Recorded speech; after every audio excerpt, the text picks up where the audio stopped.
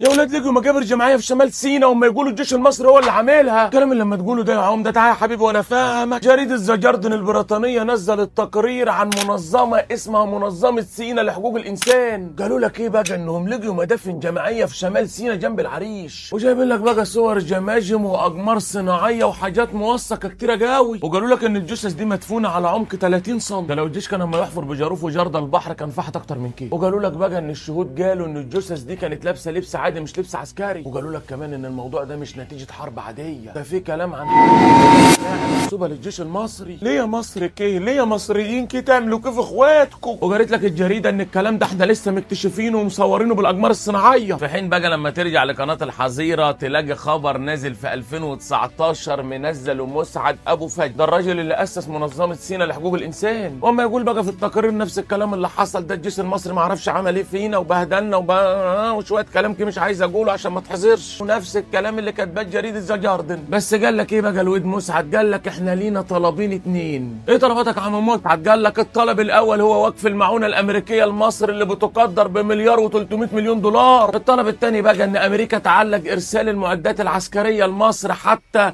تقوم مصر بارساء حقوق الانسان في المجتمع المصري. يا سلام عليك يا حاج مسعد، يا واد يا حلو يا بتاع حقوق الانسان انت. طب تعالوا يا جماعه مع بعض كده بهدوء ومنطق نحلل الموضوع ونعرف مين الناس اللي اسست منظمه سيناء لحقوق الانسان دي. اول واحد هو مسعد ابو فجر، وما اعرفش فجر دي يعني عشان هو كان بيصحى الفجر ولا هو كان بيسهر، يعني مش موضوعنا. وده راجل من سيناء وهو اللي اسس المنظمه دي. الراجل ده قبل كده كان منزل تويتايه بيقارن ما بين الجيش المصري والجيش بتاع اسراء، وقال لك ان الجيش المصري لما يتعامل بقسوه مع المدنيين، وقال كلام يعني وحش قوي عن الجيش المصري مش عايز اقوله برضه عشان ما تحذرش. قال لك الجيش المصري لما يقصف وما يعمل وبتاع عكس جيش اسراء اللي لما يتعامل بحنيه مع المدنيين، وقبل لما يقصف اما يكلمهم بالتليفون المحمول ويديهم تحذير ويقول لهم 10 دقائق وهنقصف. يعني لما يقارن الجيش المصري بجيش اسراء وبيقول لك جيش اسراء عنده رحمه الجيش المصري لا. نزل بقى تويتايه تاني وقال لك دويله مصر هي اللي لما تدخل سلاح اخواتنا في القطاع، ومسمي مصر دويله مش دوله. ايوه طب ايه الحل في الموضوع ده يا عم مسعد؟ قال لك الحل ان اسراء تدخل وتسيطر على شبه جزيره سيناء بالكامل. يا اخي اقسم بالله العظيم مسعد قال الكلام ده، وادخل ابحث على جوجل وانت تشوف. ونزل تويتايه تاني ساعه ما الجندي محمد صلاح اللي في الجيش المصري عمل اللي عمله مع اسراء، وقال لك اما عز اسراء في الجنديين بتوعهم اللي راحوا على الحدود، واما قدم خالص التعازي ليهم لذويهم وبعلن براءتنا نحن عرب شبه جزيره سيناء من الموضوع ده. الراجل لما يتكلم مع الجماعه اللي في اسراء هم يعزيهم، تحس ان في بينهم مواجب رايحه جايه وعشم وبتاع. ونزل بقى تويتايه رابعه قال لك ان اسراء لازم تتبع استراتيجيه جديده في حمايه حدودها الجنوبيه. الراجل لما يفكر لهم، وده عن طريق ان هم يعملوا منطقه عازله بعمق 500 متر داخل سيناء بطول الحدود كلها، ولازم يسمحوا العرب سيناء بالدخول والعمل جوه اسراء.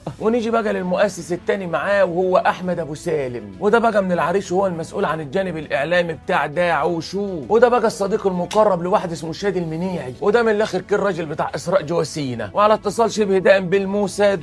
ثالث واحد بقى من المؤسسين وهو محمد صلاح سلطان، وده ابن القيادي الخرفان المعروف صلاح سلطان، واتقبض عليه في احداث رابعه والامريكان خربوا الدنيا عشان نفرج عنه. والواد ده هو في السجن كان ممتنع عن الطعام، ومره واحده قال لك انا كمان اتشليت. الغريب بقى ان الواد ده اول ما خلص مدته ركب الطياره وطلع على امريكا. اول ما نزل من الطياره سجد على الاراضي الامريكيه، وفجاه جم الشلل وبقى ما يمشي. معجزه يا جماعه، بركاتك يا ترامب. رابع واحده بقى هي واحده من اسراء وهي ساره ويستون، ودي يهوديه مواليد القدس، وده ما تشتغل في منظمه سمعتها مش ولا بد اسمها هيومن رايتس، واتمسكت قبل كده في قضيه لانها قبضت فلوس عشان بتكتب تقارير ضد الجيش المصري. تخيلوا كده يا جماعه الاربعه دول هم اللي عاملين المنظمه بتاع سيناء لحقوق الانسان اللي كاتبه التقرير ده عن الجيش المصري. ولما تبص بقى تلقى مين فرحان بالتقرير ده وعمال يهلل اسراء والنيتن، وبعتينه بقى لامريكا وما يقول لك بص يا ترامب بص يا امريكان الجيش المصري لما يعمل ايه، هو ده الجيش المصري اللي انتوا سايبينه يدخل جنود في سيناء. هو مين ده اللي سايبنا يا بيه؟ احنا شورتنا من دماغنا يا حاج. واسراء والنيتن بناء على التقرير ده اما يطالبوا بنفس الطلب اللي طلبوه الجماعه المسؤولين عن منظمه سيناء لحقوق الانسان، واما يقولوا لامريكا امنع المعونه الامريكيه عن مصر اللي هي مليار و300 مليون دولار. والنيتن كمان اما ياكد على كلام مسعد ابو فجر بتاع منظمه سيناء لحقوق الانسان، واما يقول لترامب لازم تعلق تصدير المعدات العسكريه لمصر حتى يرسوا حقوق الانسان داخل المجتمع المصري. الله عليك يا نيتن يا بتاع حقوق الانسان، يلا على ترامب والنيتن وشيروا له وابعتوا له.